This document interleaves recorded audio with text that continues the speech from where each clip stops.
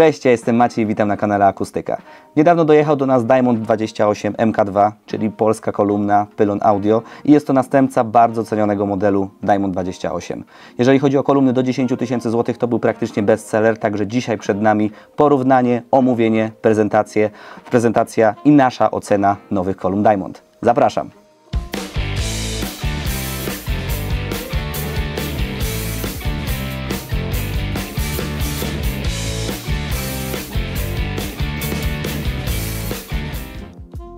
Na początku omówmy sobie różnice, które od razu widać gołym okiem.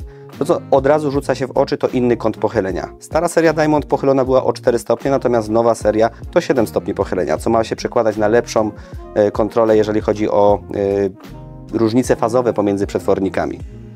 Dodatkowo, jeżeli chodzi o takie różnice od razu widoczne, no to widzimy, że przetworniki są inne. Tym razem mamy oczywiście dwa nisko-średniotonowce, ale wszystkie głośniki zostały customowo zmodyfikowane dla Pylona. Także nie są to już takie standardowe modele, które znajdziemy w katalogach producentów. Także no, nikt z nas już sobie takiego samego Diamonda nie jest w stanie po prostu zbudować. Optycznie podoba mi się, że gąbka na wysokim tonie jest teraz dużo ciemniejsza, przez co mniej odznacza się na froncie. Dodatkowo ten pierwszy woofer, czyli ten górny woofer, zyskał korektor fazy, czyli ten głośnik bardziej średniotonowy, natomiast głośnik niskotonowy ma większą kopułkę przeciwpyłową i da się wyczuć, że jest zupełnie inna i jest dużo miększa, także uwaga, żeby sobie jej nie uszkodzić. Z tyłu kolumny znajdziemy podwójny otwór Bass Reflex, także tutaj też mamy zmianę oraz oczywiście terminal przyłączeniowy, ale w tej materii nic się nie zmieniło. Na dole podstawa kolumny również się oznacza tym, że mamy dużo mniejszą szparę, przez co sumarycznie kolumna jest niższa o jakiś centymetr, natomiast jeżeli chodzi o samą objętość obudowy, no to widać, że jest to z grubsza to samo. Mniej więcej przemierzyliśmy kolumnę starą i nową i te wymiary się mniej więcej ze sobą pokrywają. Wizualnie zmiany mamy subtelne, natomiast jeżeli chodzi o kwestie brzmieniowe, no tutaj nie spodziewałem się, że te zmiany będą aż tak zauważalne. Zazwyczaj jeżeli chodzi o następców danych serii, jeżeli chodzi o konkurencyjnych producentów, to zazwyczaj to wygląda w ten sposób, że mamy ewolucję, coś troszeczkę lepiej, ale w sobie nie do końca wiadomo co. Ewentualnie te zmiany są bardzo właśnie takie delikatne, to znaczy, że mamy ewolucję, a nie rewolucję. O rewolucji w Diamondach bym nie mówił, ale jednak tutaj te zmiany są ewidentne. To nie jest tak, że to jest tylko odświeżony produkt, podniesiona cena o 30%, tylko faktycznie tutaj zostało to poniekąd zaprojektowane od zera, zachowując jednak taki kręgosłup serii Diamond. Podejdźmy sobie tego po kolei, jeżeli chodzi o poszczególne pasma.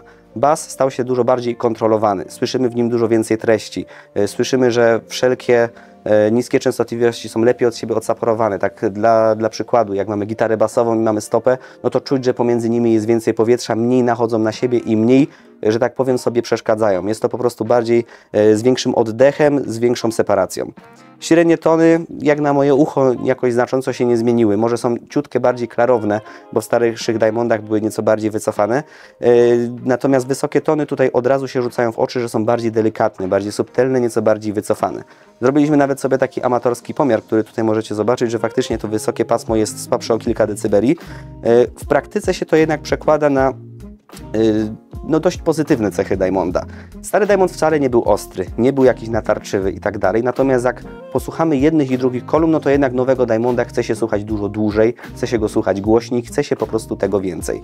Na początku, jak świeżo kolumny do nas przyjechały, no to wręcz miałem takie mylne wrażenie, że stare Diamondy grają lepiej, ale to było właśnie takie mylne wrażenie przy porównaniu. Jak przełączamy dwie kolumny obok siebie, jedna z nich ma więcej wysokich tonów i nagle się przełączymy na tą bardziej łagodną, no to mamy takie wrażenie, jakby kolumny grały spod koca. Natomiast jak dłużej posłuchamy nowych Diamondów, zaprzyjaźnimy się z tym dźwiękiem, no to jesteśmy w stanie dostrzec, że cała scena jest budowana dużo bardziej precyzyjnie, wszystko ma dużo lepszą separację. Jeżeli chodzi o detaliczność, to jesteśmy na podobnym poziomie, natomiast wysoki ton jest bardziej aksamitny, bardziej subtelny, bardziej wyrafinowany, można powiedzieć.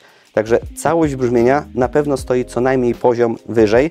Jeżeli chodzi o samo strojenie, sam charakter brzmienia, to jest on trochę łagodniejszy, bardziej przyjemny dla ucha. Całe strojenie bym powiedział, że tutaj idzie bardziej w stronę Jaspera. Na pewno jeżeli chodzi o kwestię opłacalności tego produktu, bo ceny mają pójść w górę około 1000 zł w górę względem starszej serii, to tutaj o opłacalność absolutnie bym się nie martwił. Jeżeli stary Diamond robił furorę, to nowy tak naprawdę mógł być spokojnie 20-30% droższy, a jednak ta podwyżka będzie znacznie niższa. Także wróżę tutaj świetlaną przyszłość. Klasycznie, jak to przy takich testach, nagraliśmy dla Was porównanie, żebyście mieli taki ogólny wgląd, jak te kolumny względem siebie się zachowują.